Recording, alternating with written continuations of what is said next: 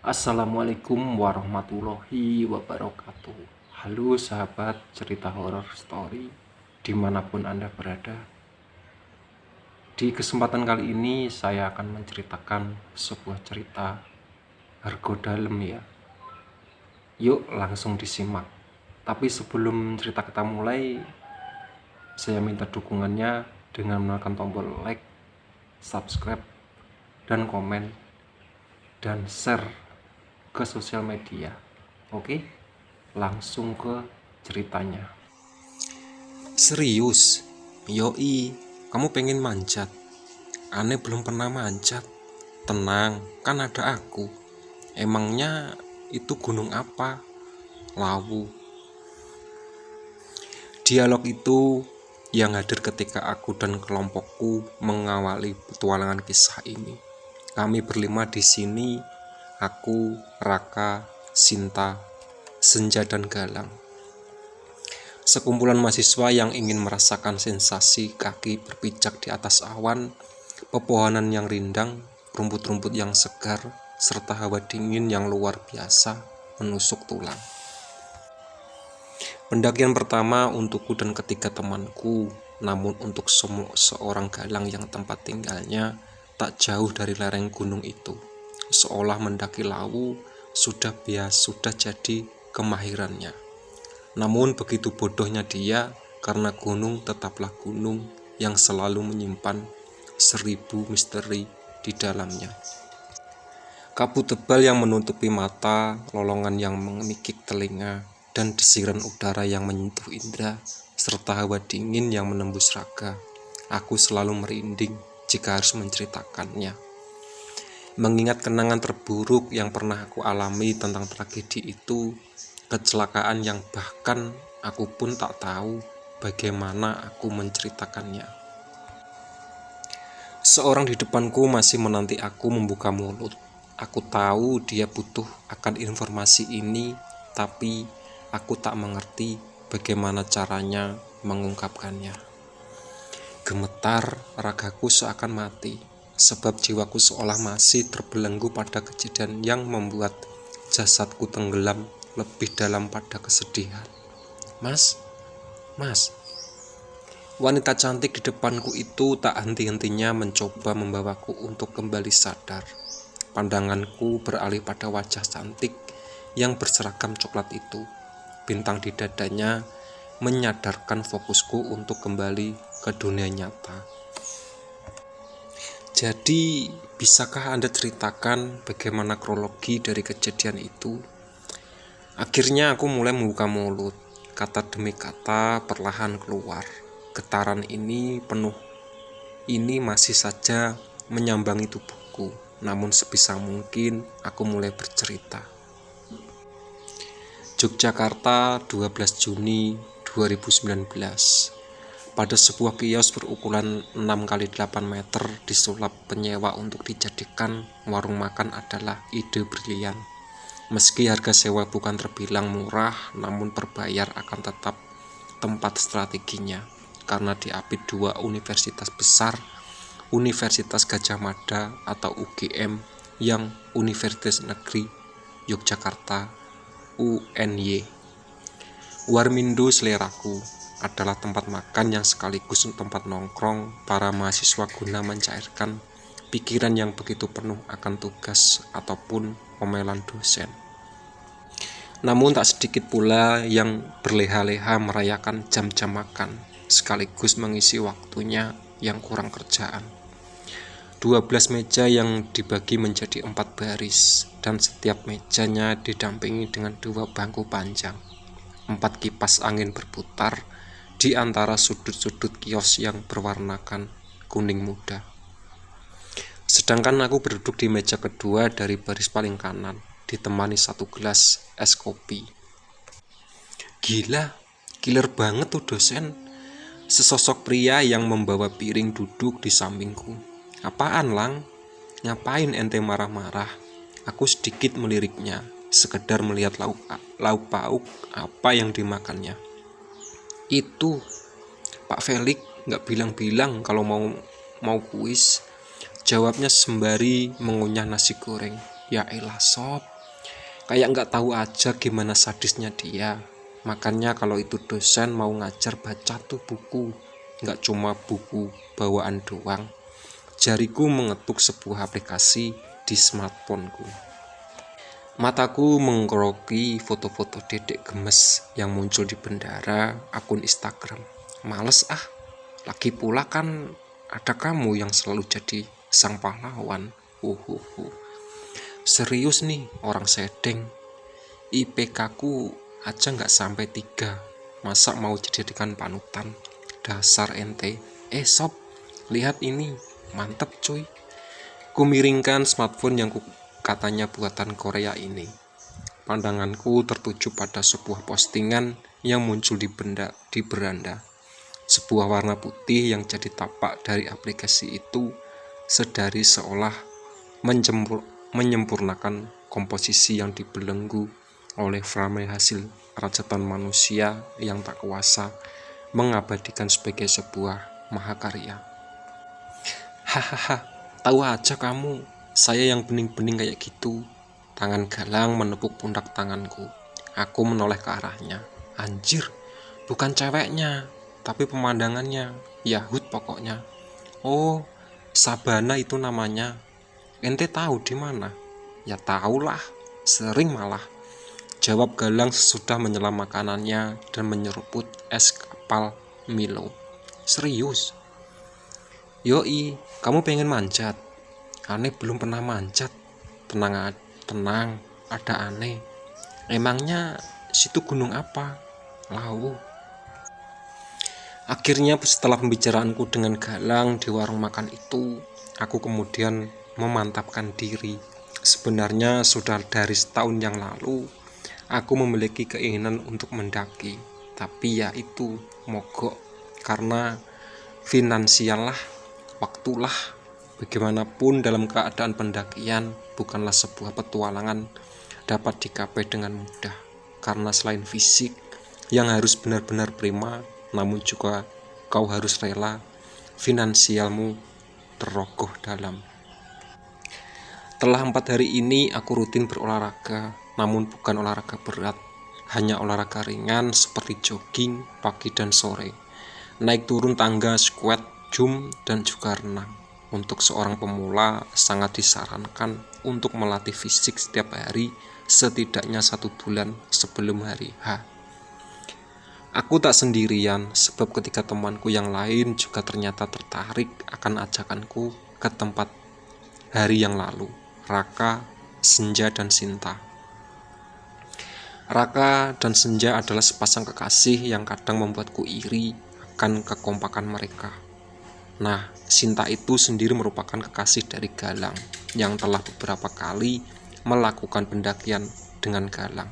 Sedangkan aku salah satu pria yang sebenarnya tidak mendapat izin dari kekasihnya. Namun akhirnya aku berhasil mendapatkan kepercayaannya meski sempat bertengkar. Aku masih teringat jelas bagaimana wajah cemberutnya ketika aku mengatakan bahwa aku akan pergi mendaki Gunung Lawu. Cari apa ke sana? Wajah yang semula menatap laptop yang berada di pangkuannya beralih menatapku yang duduk di sampingnya. Ya, cari pengalaman lah. Kamu sekalian ikut ya. Angin membelai lembut sekujur kulit.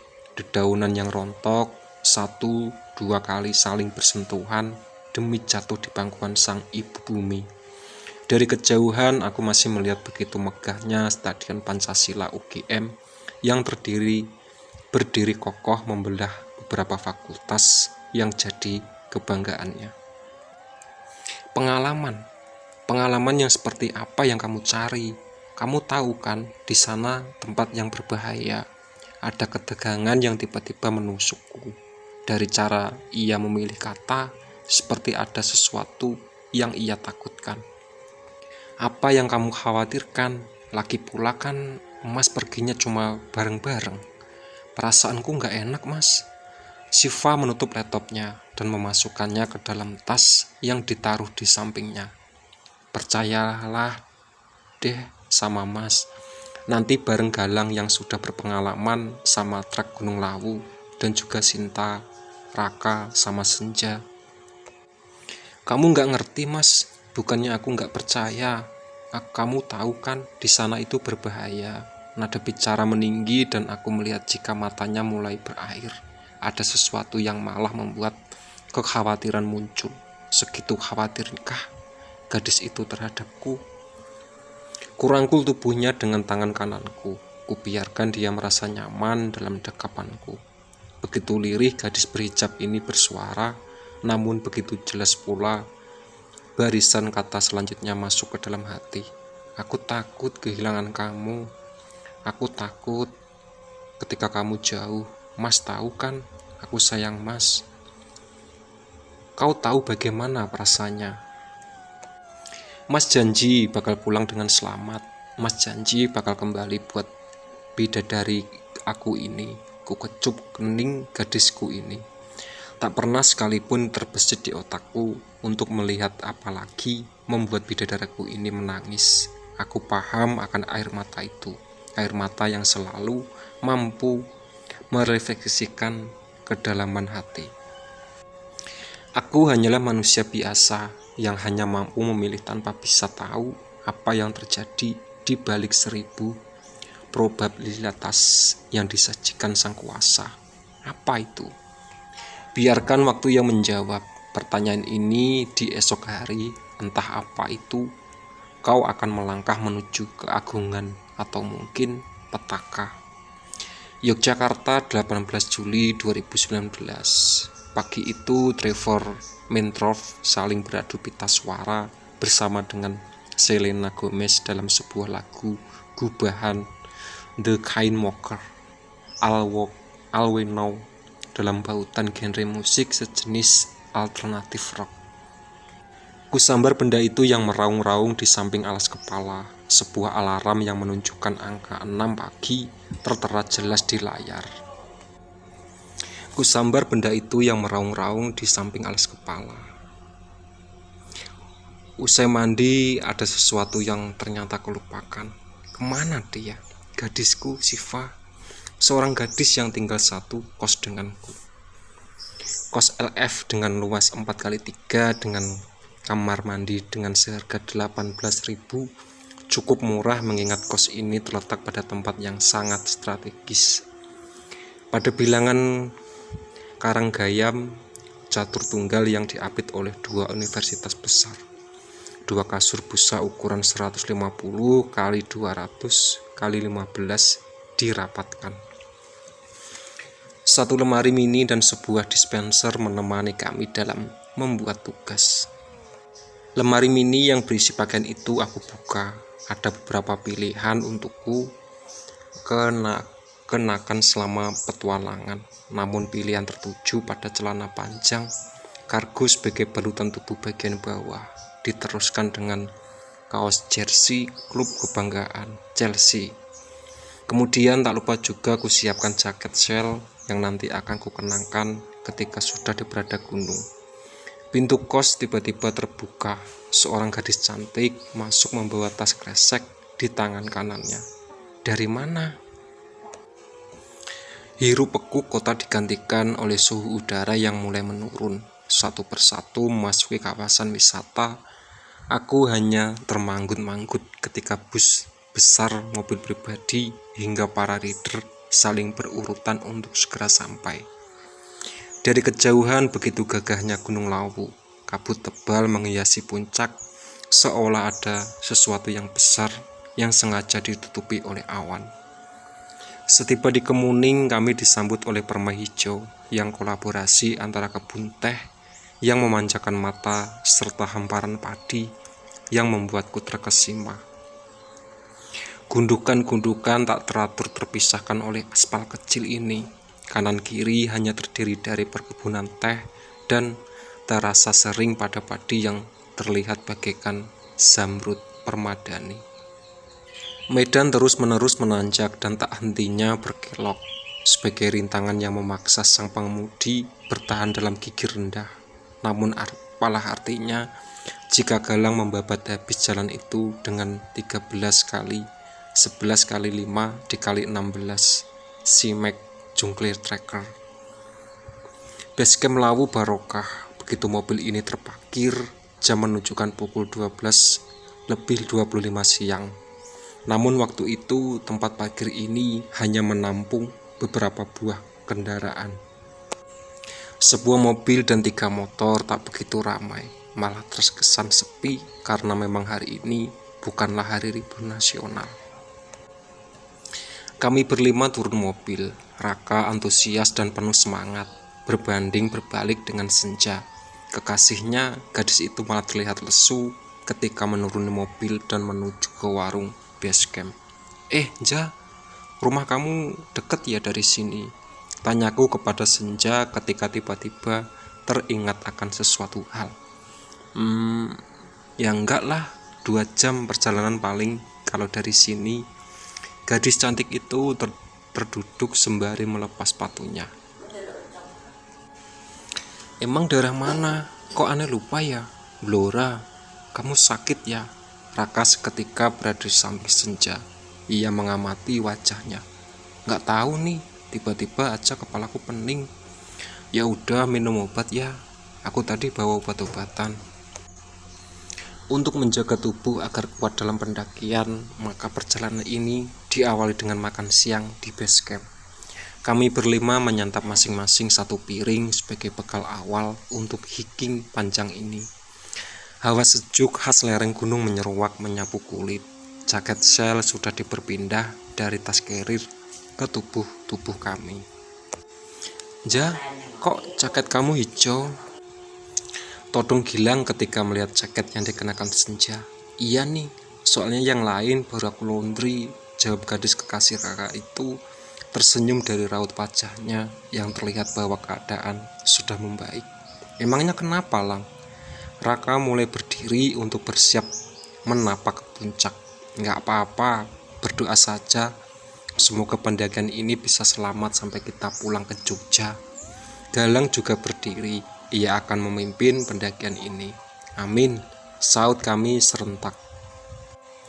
Candi Cetho. Konon dahulu candi ini adalah salah satu mahakarya yang pernah digubah oleh Sang Prabu Wijaya V. Undakan dengan 35 anak tangga yang tersusun memucuk, yang kemudian diakhiri dengan 2 gapura yang menjulang sebagai batas akhir sebuah nista mandala. Kekagumanku berlanjut. 9 punden berundak disajikan sebagai hidangan membuka. Alas demi alas, saling tumpu membuka saraf dopaminmu, lebih dalam pada rasa penasaran atau rentetan rahasia yang disembunyikan. Seiring langkahmu yang telah masuk pada cuplikan kisah Sudamala, tak sadar hingga tibalah kau pada bagian akhir, bagian di mana mahakarya ini harus diakhiri. Sebuah bangunan kubus candi utama yang digunakan pemanjatan doa. Nuansa romantisme dan upasana begitu kental di sini, antara peradaban nan agung yang seolah membawa rohku pada peradaban bangsa Sumeria dan sedikit menyentuh arti estetika sebagai negeri Sambala. Aroma dupa dan mempersembahkan sebuah sajian yang perlahan menyeretku pada reaksi mistis yang tersembunyi di balik kabut tebal pada dimensi magis antara Sang Batara ataukah mungkin sang penguasa Sandekala. Petualangan dimulai dengan anak tangga yang bersandingan dengan Candi Cetho, menyisir sebuah utara di luar komplek candi yang terus berjalan ke arah timur. Kata Galang, dari sini seharusnya puncak Lawu dapat dilihat jika saja awan tebal tak menutupinya. Langkah terus berjalan hingga tak berapa lama sampailah kita di pos pendakian. Pos retribusi. Di sini kami memenuhi persyaratan simaksi, mengisi formulir data diri hingga meninggalkan kartu tanda pengenal, serta tak lupa membayar biaya untuk pendakian itu sendiri cukup murah, hanya Rp15.000 setiap orang. Maka kami bisa menikmati keindahan Gunung Lawu. Dengan ini kami sedikit briefing dengan Galang yang memimpin. Ia berkata, jika kita harus memenuhi persyaratan yang berlaku, seperti dilarang berbicara negatif, niat harus baik, dan juga jika nanti ada sesuatu yang di luar nalar, maka cukup biarkan saja. Dan briefing ini ditutup dengan berdoa kepada Tuhan, semoga dilancarkan dan diberi keselamatan oleh Sang Kuasa. Aku mendadak menggigil, mengingat satu langkah lagi aku akan menampakkan kaki di 3 puncak keramat Hargodumilah, Hargodalem, dan Hargodumiling, serta warung Mbok Yem yang legendaris, yang merupakan warung tertinggi di Indonesia. Hargodalem, konon menurut cerita tempat itu merupakan tempat di mana Sang Maharaja Brawijaya V, Sang Raja Majapahit, terakhir di moksa. Berawal dari sang putra ke-13-nya, Raden Jimbun yang lebih dikenal sebagai Raden Patah, mendesak beliau untuk memeluk agama Islam. Namun sang Maharaja tetap bersikukuh pada agamanya, Hindu Kejawen. Hingga akhirnya demi menghindari pertumpahan darah pada keluarga kerajaan, beliau memilih untuk melarikan diri ke lereng Gunung Lawu bersama para pengikut setianya. Sang raja terakhir Majapahit itu akhirnya menjatuhkan tempat persembunyiannya pada tanah lapang sebelah barat yang masih berada pada lereng Gunung Lawu. Kemudian beliau membuat candi di sana, namun sebelum candi itu selesai digarap, Raden Patah Kerajaan Demak mengetahui tempat persembunyiannya itu. Candi Sukuh, begitulah orang-orang menyebutnya, candi misterius yang konon dahulu sering terlihat cahaya berbentuk oktagon yang membumbung ke langit, dan itu tetap akan jadi misteri karena dahulu ketika masyarakat melihat penampakan cahaya itu, tak ada satupun yang berani mendekat karena sempat diduga pada zaman dahulu ada satu desa lenyap tersedot oleh cahaya itu. Hargodumiling merupakan tempat pemoksaan sang penasehat dari Raja Brawijaya V itu sendiri, dikenal dengan nama Sabdon Palon, sang pamong para praja Jawa yang memiliki moksa bersama sang Maharaja. Dan Hargodumilah, tempat paling sakral di kawasan gunung tersebut. Sebab banyak yang percaya jika dahulu kala puncak tertinggi di Gunung Lawu ini merupakan tempat di mana orang-orang sakti di Pulau Jawa meneguhkan kesaktian dalam olah batin dan meditasi. Perjalanan masih panjang, trek masih landai dengan sedikit menanjak, berupa tanah padat dan jalan setapak dengan vegetasi yang terbuka. Di samping kanan kiri masih dijumpai pipa-pipa air yang digunakan masyarakat sekitar, serta terlihat juga perkebunan warga yang begitu subur. Jalan yang agak lebar membuka kesempatan bagi para hiking untuk berjalan beriringan. Namun pada beberapa titik kami menemui jalan setapak yang berada di atas jurang. Tak sampai di situ, sebab kami harus melewati sungai kecil yang mengalirkan sedikit air. Sumilir angin mengucapkan selamat datang pada rasa tentraman yang tiba-tiba muncul ketika aku melihat seorang gadis yang berjalan ke arah kami. Gadis nan ayu dibalut kebaya putih bergaya kutu baru. Aku bisa melihat bagaimana sepasang mahkota di dadanya begitu kencang dan menantang, ditutupi kemben putihnya yang menerawang di balik kain brokat. Berjalan anggun dengan kaki jenjang yang dibuat jarik bermotifkan sulur manja, ikatan jarik yang kencang membuat pinggulnya terlihat jelas di mataku. Bongkahan di area belakang pinggulnya membuatku tak henti-hentinya untuk memujinya. Betapa cantiknya gadis itu. Tak cukup sampai di situ karena ketika jarak kami semakin dekat, aku melihat butiran bija yang ditempelkan di sela kedua alisnya. Rambutnya tertata akan sanggul berpasak mutiara, serta seuntai bunga kamboja diselapkan di atas telinganya. Kecantikan yang alami, begitulah aku terpikat. Ia tersenyum ke arahku. Keindahan begitu sempurna hingga mampu membuat untuk terlupa akan air mata Siva. Maafkan aku, Siva. Akhirnya kau datang juga, Prabu. Jantung berdetak kencang. Suara yang begitu lembut menyapaku. Kau mengetahui namaku. Aku masih terpana akan keindahan gadis yang berdiri tepat di depanku ini. Aku tahu lebih dari yang kamu tahu, Prabu. Aku tak mengenalinya, bahkan aku baru bertemu dengannya. Ingin rasanya aku bertanya kepada teman-temanku, namun saat kau mengalihkan pandanganku dari wanita itu, yang kulihat hanya kabut putih tebal. Kemana teman-temanmu? Dapat aku rasakan pula kedua tangannya mengalung di leherku. Ia seolah ingin aku kembali terkesima akan karismanya. Benar, aku kembali terkunci akan dirinya. Siapakah dirimu? Ia kembali tersenyum. Lirik wajah ayunya mendekat ke wajahku.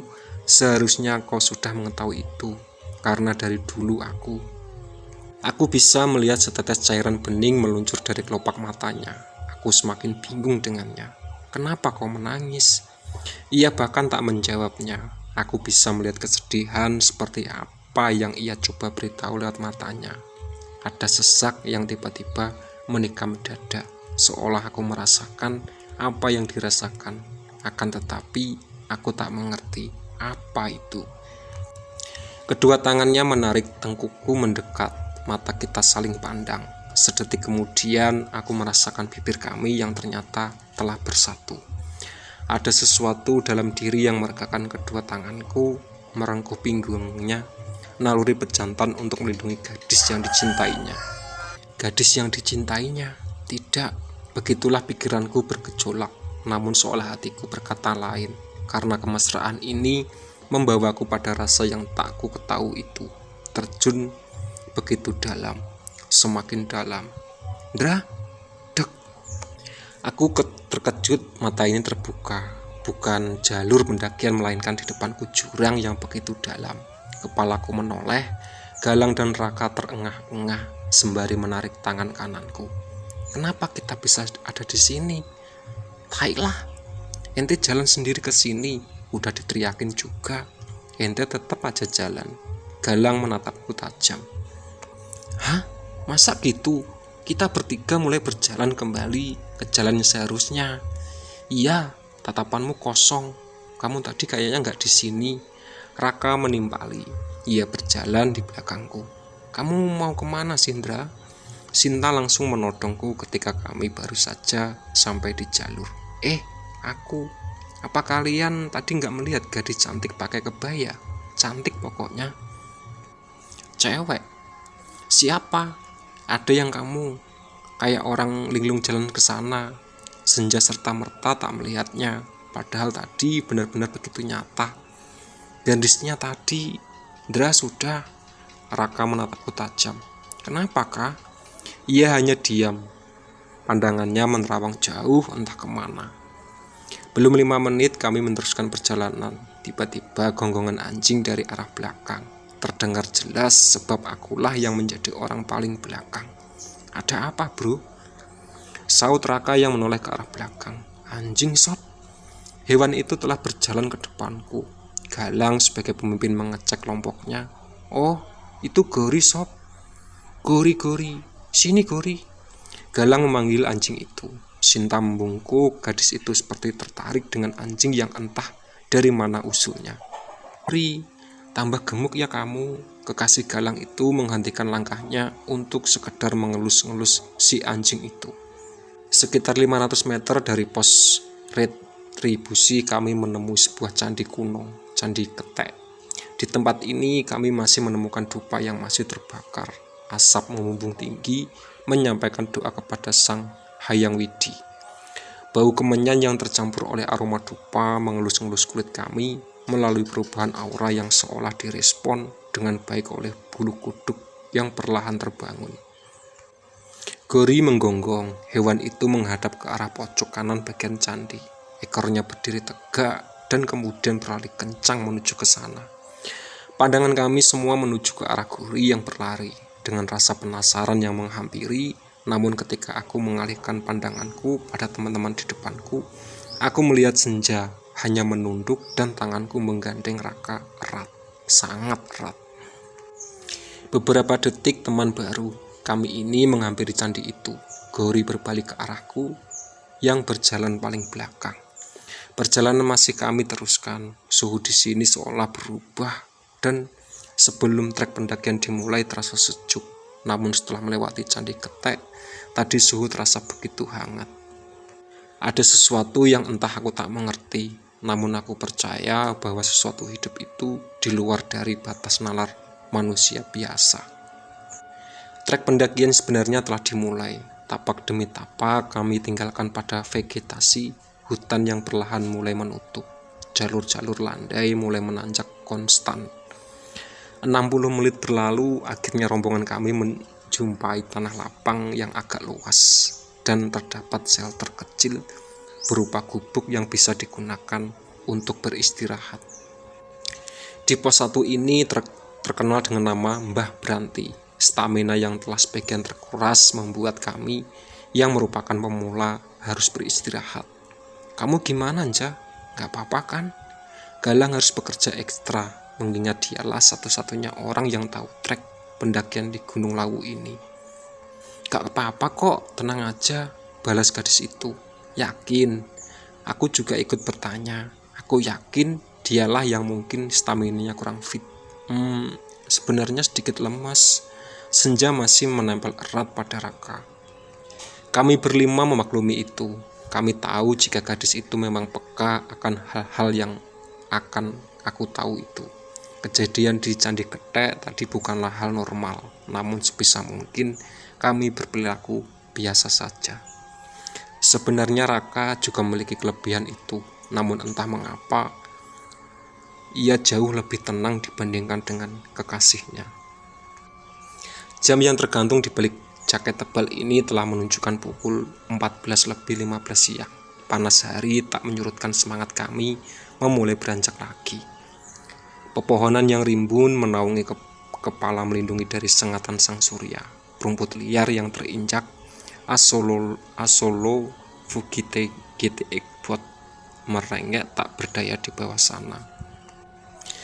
Jalur mulai lebih menanjak. Tanah padat yang jika dilalui saat musim penghujan niscayanya akan begitu licin.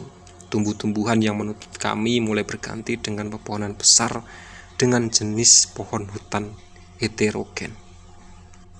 Kami berlima selalu mencoba bernafas serileks mungkin dan melangkah kaki dengan santai, menjaga stamina agar sampai di pos 5 sebelum hari berubah jadi gelap. Begitulah yang sempat Galang katakan ketika hendak melanjutkan perjalanan di pos 1 tadi. Seperti di jalur sebelumnya, di sini kita juga menemui pipa-pipa yang ditanam yang mungkin sebagai sumber mata air masyarakat lereng. 50 menit berlalu kami menemui tanah datar dan juga lapang yang kemungkinan untuk mendirikan 4-5 tenda. Tapi kami hanya melewati. Itu tadi cerita dari Hargo Dalem ya. Semoga kalian semua terhibur. Ditunggu part selanjutnya. Oke?